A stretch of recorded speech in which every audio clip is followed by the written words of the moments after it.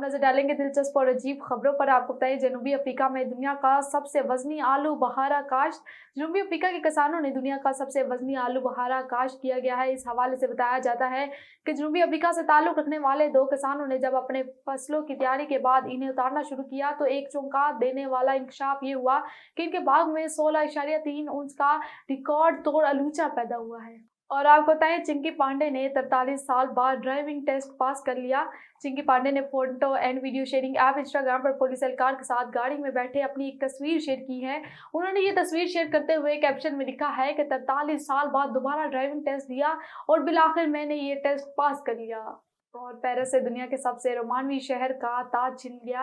हाल ही में एक सर्वे किया जिसमें 2000 अमरीकियों से ये पूछा गया कि इनकी नज़र में दुनिया का सबसे ज़्यादा और रोमानवी शहर कौन सा है। इस सर्वे के नतीजे के मुताबिक 34% लोगों ने अमरीकी रियासत हवाई के दूसरे बड़े जजीरे मुआई को दुनिया की सबसे ज़्यादा रोमानवी जगह करार दे दिया, जहाँ आला दर्जे के रिजॉर्ट्स, खूबसूरत साहिल, बांस के जंगलात और गरूब आफ्ताब के दिलकश मनाजिर देखने को मिलते हैं।